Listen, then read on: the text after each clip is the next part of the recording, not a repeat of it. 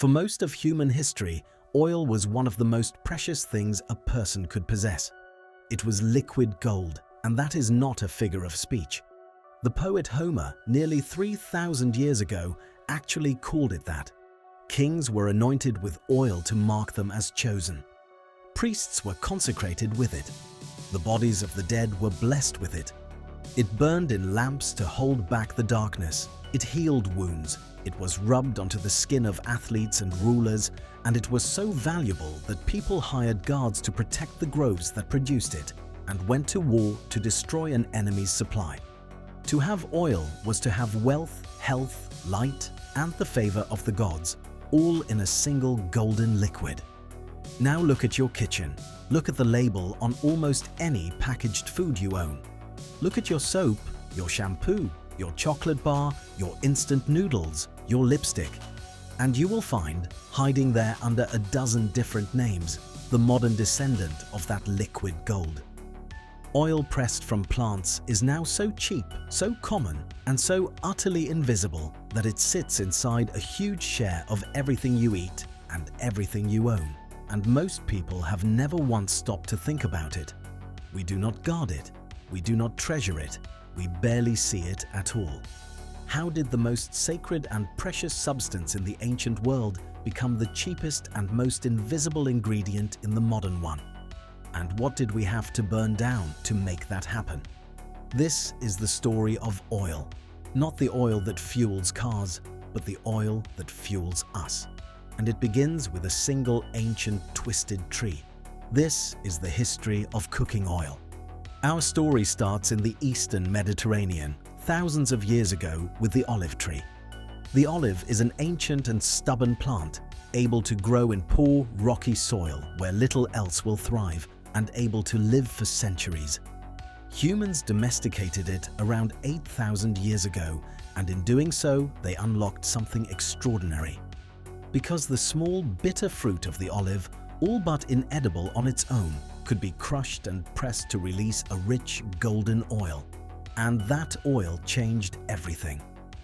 To the great civilizations of the Mediterranean, the Greeks, the Romans, the peoples of the ancient Near East, olive oil was not simply a food, it was the foundation of life itself. It was, first, a source of light. Poured into a simple clay lamp with a wick, olive oil burned with a clean, steady flame, pushing back the night and letting people work, read, and worship after dark.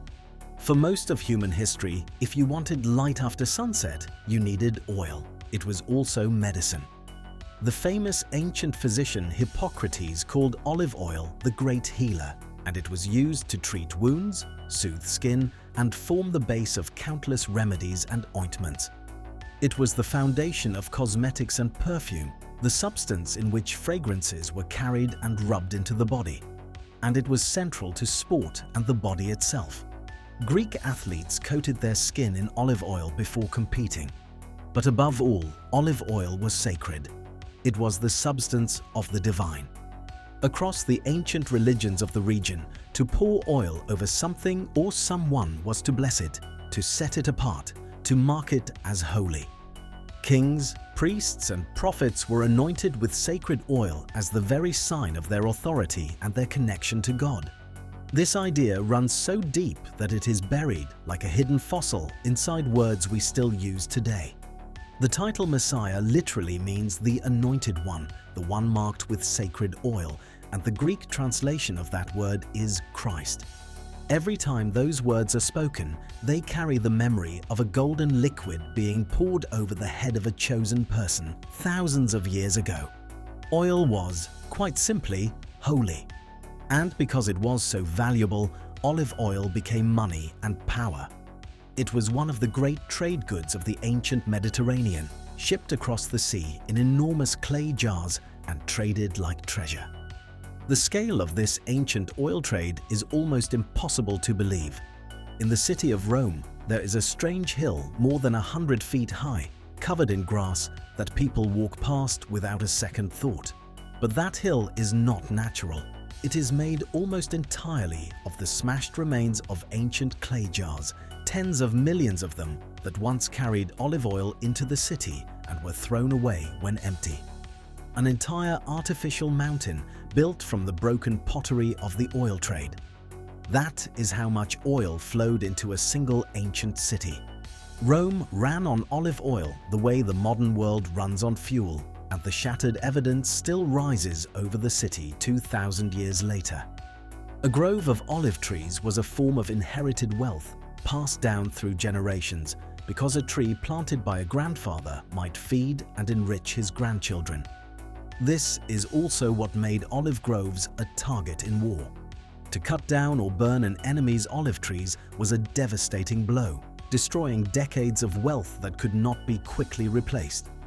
The olive branch became a symbol of peace precisely because the olive tree was a symbol of life, prosperity, and everything worth protecting. The Greeks loved the olive so deeply that they wove it into their founding myths. According to legend, the goddess Athena won the honor of having the great city of Athens named after her by giving its people the single most valuable gift she could imagine, the olive tree. And at the ancient games, victory itself was measured in oil. Champions were not always crowned with gold. At some of the great Greek athletic festivals, winning athletes were awarded enormous decorated jars filled with sacred olive oil, a prize worth a small fortune.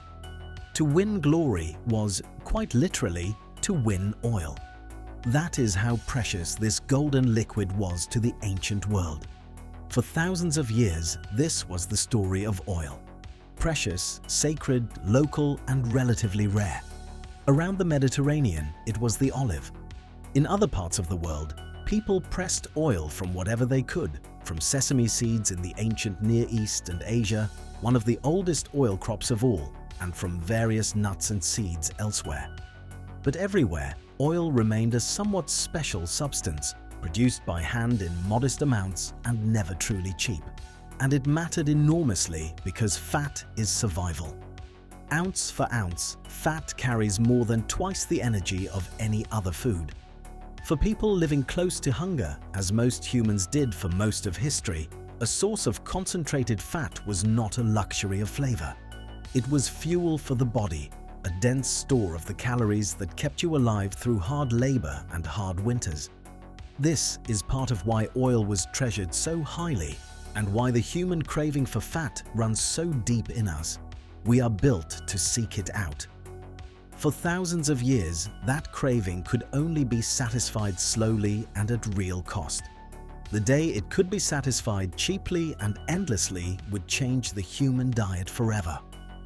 For the everyday business of cooking, most people through most of history did not use much pressed plant oil at all. They cooked with animal fats. They used lard from pigs, butter from cows, and tallow, the hard fat rendered from beef and sheep. These animal fats were the workhorses of the kitchen and the household for millennia. Oil, especially fine oil, was often a luxury. And this brings us to one of the most surprising turns in the whole story, and to a single plant that would eventually flood the entire world. Because far from the Mediterranean, in the forests of West and Central Africa, there grew a very different source of oil, a palm tree. The oil palm produces clusters of reddish fruit, and both the fleshy part of that fruit and the kernel inside it are astonishingly rich in oil. In fact, the oil palm produces more oil per area of land than almost any other plant on Earth. For thousands of years, the peoples of West Africa had used this palm oil as a staple of their cooking and daily life. Traces of it have even been found in an ancient Egyptian tomb, carried there across vast distances in the ancient world. For most of history, this remained a local African product. But in the 1700s and 1800s, everything changed, and the reason is dark. As European powers traded along the West African coast, they discovered that palm oil was superbly useful for the industrializing world they were building. It made excellent soap. It made candles. It worked as an industrial lubricant for the machines of the new factories. Demand exploded. And here is the grim historical twist. As the Atlantic slave trade was gradually abolished in the 1800s, European merchants and West African producers turned to palm oil as the new great export. It was even called, at the time, legitimate commerce, a supposedly respectable replacement for the trade in human beings. But in practice, this new palm oil economy was still built on deeply exploitative systems of labor and colonial control. The same coast, the same powers, now shipping barrels of oil instead of people. Palm oil quite literally greased the machines of the Industrial Revolution, and it did so on the back of colonial exploitation. You can still see the fingerprints of this moment in your bathroom today. That famous old soap brand, whose name combines two words, palm and olive, is named exactly for what it was originally made from: palm oil and olive oil. The sacred oil of the ancient Mediterranean and the rich oil of the African palm blended together into a bar of soap. The history of oil is hiding in the name. Then came the transformation that turned oil from a precious substance into an invisible flood. By the 1700s and 1800s, the world's hunger for oil of every kind had grown almost frantic. Oil to eat, oil to make soap, oil to lubricate the roaring machines of the new factories, and above all, oil to burn for light. That hunger for lamp oil grew so intense that whaling fleets sailed to the ends of the earth and hunted the great whales to the very brink of extinction, boiling down their bodies for the fine oil that lit the streets and homes of the industrial world. Humanity was so desperate for oil that it nearly emptied the oceans of their largest creatures to get it. This was the world into which cheap plant oil was about to arrive, and it would arrive like a flood. In the late 1800s and the 1900s, industrial chemistry learned to do remarkable things to plant oils. Factories developed ways to refine them, to strip out their color, their smell, and their taste, producing a clean, neutral, almost flavorless fat. They learned to process oils so they would stay stable and not spoil for months on a shelf. And they learned to grow and press oil on an absolutely enormous industrial scale.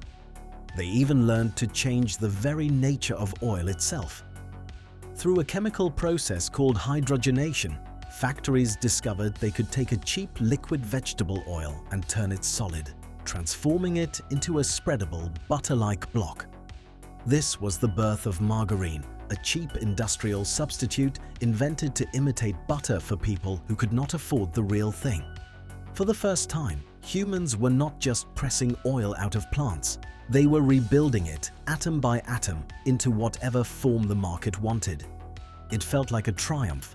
Only much later would the world discover that some of these artificially hardened fats, the so-called trans fats, were quietly harming the health of the people eating them, forcing a slow and grudging reversal generations after they were introduced. But by then, refined and re-engineered plant oil was already the beating heart of the modern food supply. Oil stopped being liquid gold. It became liquid nothing, a cheap, neutral, shelf-stable ingredient that could be poured into almost anything without anyone noticing. And that turned out to be exactly what the modern food industry wanted, because the rise of processed, packaged, mass-produced food created a bottomless hunger for cheap fat. Fat that could fry a snack, soften a biscuit, smooth a chocolate, extend a shelf life, and add calories, all without changing the flavor or the price too much. Refined vegetable oil was the perfect invisible ingredient, and no oil filled that role better or more cheaply than palm oil. Which brings us to the staggering scale of oil in the world today. Palm oil is now the single most produced vegetable oil on the entire planet. It is grown on a colossal scale, and the overwhelming majority of it, more than 80%, comes from just two countries, Indonesia and Malaysia, where the African oil palm was transplanted and turned into vast plantations. And it is, quite simply, everywhere. It is in a huge share of the packaged products on any supermarket shelf. It is in chocolate, biscuits, margarine, bread, instant noodles, and ice cream. It is in soap, shampoo, toothpaste, detergent, and lipstick. It is even burned as biofuel in the tanks of cars. In fact, a startling share of the palm oil shipped to some parts of the world never reaches a single plate at all. It is poured into fuel tanks and sold as clean green energy, even though the rainforest it replaced may have been burned to the ground to grow it. It is prized because it is cheap, because it stays semi-solid at room temperature, and because it resists spoiling. And here is the truly clever and slightly unsettling part. On ingredient labels, palm oil hides behind dozens of different technical names so that even a careful shopper often has no idea how much of it they are buying and eating. The most common oil in your life is very likely the one you would struggle to find on any label. The liquid gold of the ancients has become the invisible ingredient of the modern age, so common that we have stopped being able to see it at all. But that invisibility hides an enormous cost. Because to grow the mountains of palm oil the modern world demands, vast areas of some of the most precious rainforest on Earth have been cut down and burned. Across Indonesia and Malaysia, irreplaceable tropical forest has been cleared to plant endless rows of oil palm. This destruction has pushed some of the planet's most extraordinary animals toward extinction, including the orangutan, whose forest home is being erased, along with tigers, rhinos, and elephants found nowhere else on Earth. The burning of carbon-rich peat soils to clear this land releases immense amounts of greenhouse gases into the atmosphere.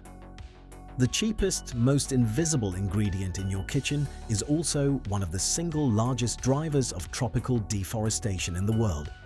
And here is the cruel twist that makes it so hard to solve. The oil palm is not wasteful. In fact, it is the exact opposite. It produces far more oil per acre of land than any other oil crop on Earth, many times more than soybeans or sunflowers. Which means that if the world simply banned palm oil and switched to another vegetable oil, it might need to clear even more land somewhere else to grow the same amount of fat. The very efficiency that makes palm oil so cheap is also what makes it so difficult to walk away from. We have built our entire appetite for cheap fat on the back of a single miraculous and devastating tree. The problem is not really the palm. The problem is the sheer bottomless scale of what we now demand. And there is a second, stranger cost, one that circles all the way back to where we began. Because as palm oil became the cheap, invisible workhorse of the modern world, the old liquid gold, olive oil, became something else. It became one of the most faked foods on the planet. Real, high-quality olive oil is expensive and produced in limited amounts, while global demand for it is enormous. And wherever something valuable is scarce and in demand, fraud follows. Investigations around the world have repeatedly found that a large share of the oil sold as premium extra virgin olive oil is not what it claims to be. It is quietly diluted with cheaper oils, or mislabeled, or blended and passed off as something finer than it is. This fraud has become so widespread and so profitable that organized crime has moved into the business, running it like any other lucrative racket. The very same substance that was once poured over the heads of kings to mark them as holy is now one of the most counterfeited products in your supermarket. Liquid gold, cheapened and faked.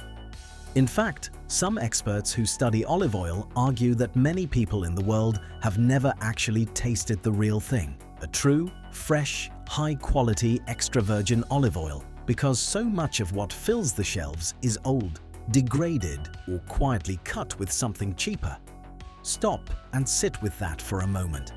The oil that anointed kings and prophets, the great healer of the ancient physicians, the liquid gold of Homer, has become a product so routinely faked that its genuine form is now a rarity most of us may never have knowingly experienced.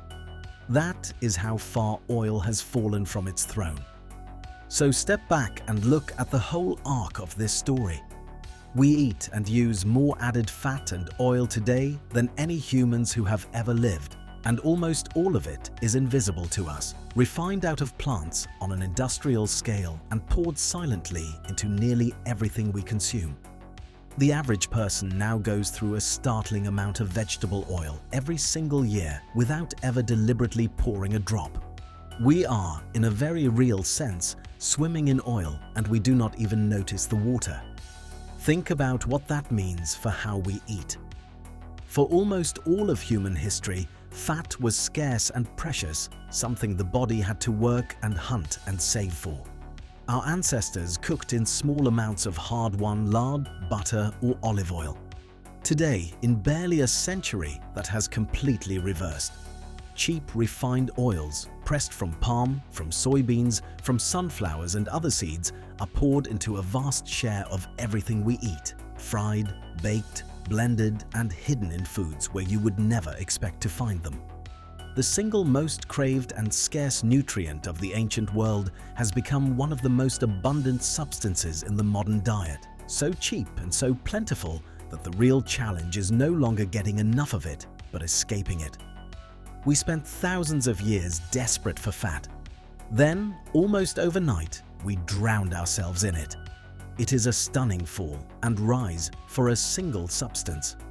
Oil began as the most sacred and precious thing a human could own. Liquid gold that lit the lamps, healed the wounds, anointed the kings, and blessed the dead. A treasure guarded with soldiers and fought over in war, so holy that its memory is buried inside the very words Messiah and Christ. And it ended as a cheap, nameless, invisible flood, pressed from African palms on plantations that were once rainforest, hidden under false names on the backs of packages, quietly holding the entire modern processed food world together. The next time you pick up a packaged snack, or a bar of soap, or a bottle of shampoo, turn it over and read the ingredients. Look for the oil. It is almost always there, waiting, disguised, doing its silent work. And when you find it, remember what it once was. The most precious liquid in the ancient world, the gold that was poured over the heads of kings. We did not lose our liquid gold. We simply made so much of it, so cheaply, that we forgot it was ever gold at all. If this story changed the way you see the label on that bottle, subscribe for more deep dives into the hidden histories of everyday things. Drop a like if you learned something new, and tell me in the comments which use of oil surprised you the most. There is always more history waiting just beneath the surface.